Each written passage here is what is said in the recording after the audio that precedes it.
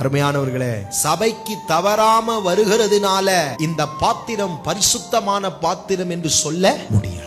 இந்த பாத்திரம் ஞாயிற்றுக்கிழமை ஆலயத்துக்கு தவறாம வருகிறதுனால இந்த பாத்திரம் தேவனுக்கு உகந்த பாத்திரம் என்று சொல்ல முடியாது. இந்த பாத்திரம் ஞாயிற்றுக்கிழமை ஆண்டவருக்காக நல்லா உபயோகிக்கப்படுகிறபடினாலே இந்த பாத்திரம் தேவனுக்கு சிறந்த பாத்திரம் என்று சொல்ல முடியாது. பாத்திரம் ஆலயத்திலே இருந்தாலும் இந்த பாத்திரம் தேவனுக்கு உரிய பாத்திரமா இல்லாவிட்டால் நம்முடைய பாத்திரம் எப்பொழுதோ சிறையிருப்புக்குள்ளே போய்விட்டது. என்ன பாஸ்டர் சொல்றீங்க?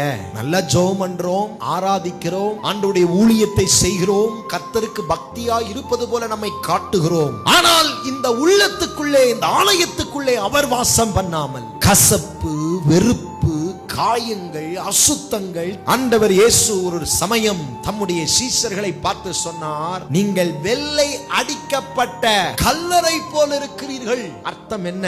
ஒரு கல்லறைக்கு வெளியில வெள்ளை பெயிண்ட் அடிச்சா அது வெளியில பார்க்க அழகா இருக்கும், ஆனா அது உள்ளுக்குள்ள நாறி போய் கிடக்கும். அந்த மாதிரியான ஒரு வாழ்க்கையை நானும் நீங்களும் வாழ்ந்து கொண்டிருந்தால் இந்த பாத்திரம் தேவனுடைய பாத்திரம் அல்ல. இந்த பாத்திரம் பிசாசுக்கும் உலகத்திற்கும் உலக வழக்கத்திற்கும் விற்கப்பட்டாயிற்று.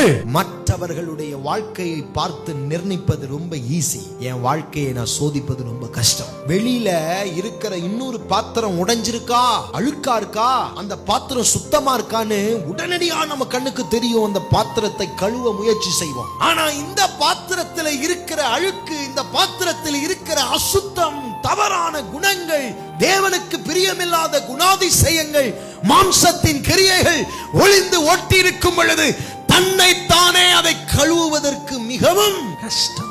ஆண்டவருடைய பிள்ளைகளே, நாம் நம்மை வஞ்சித்துக் கொண்டால் ஏமாற்றப்படுவது வேற யாரும் அல்ல, நாமதான். சரீரம் வெறும் சரீரம் அல்ல, இது தேவனுடைய ஆலயம். நான் பரிசுத்த